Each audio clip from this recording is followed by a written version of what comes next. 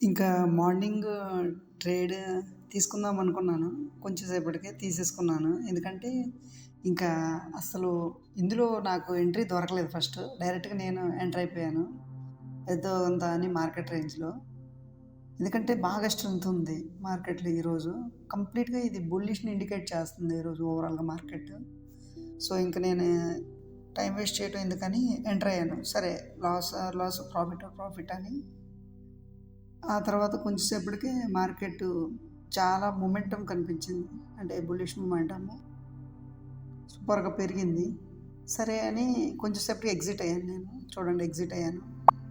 ఎందుకంటే ఓవరాల్‌గా మనం ఒక ట్రేడ్‌కి స్టిక్ అయి ఉంటాం. అండ్ లాస్ అనేది మన కంప్లీట్‌గా అవాయిడ్ చేస్తాం. కాబట్టి ఎంతో కొంత ప్రాఫిట్ అని బయటకొచ్చాను. బట్ ఓవరాల్‌గా ఈరోజు మాత్రం ఇది డే క్లోజింగ్ టయానికి చాలా వెళ్ళేది.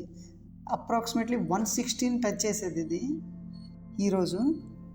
అండ్ ఆల్సో ఇక్కడ చూశండి మీరు కావాలంటే, నేను తీసుకుంది ఒకటే ఒక ట్రేడ్. జస్ట్ 1 మినిట్‌లోనే అది క్లోజ్ అయిపోయింది. జస్ట్ కొంచెం ప్రాఫిట్‌తోనే బయటకొచ్చేసాను నేను. ఎందుకంటే రిస్క్ ఒద్దు.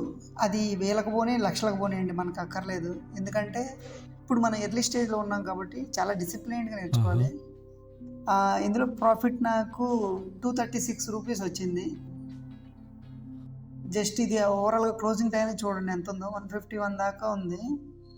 బట్ ఇంకా మనకు అక్కర్లేదనుకున్నాం బయటకొచ్చేసాం. ఎందుకంటే రిస్క్‌ని అవాయిడ్ చేయాలి కాబట్టి. అదే ఇక్కడ మేజరు. మనం లెర్నింగ్ స్టేజ్‌లో చాలా జాగ్రత్తగా నేర్చుకోవాలి.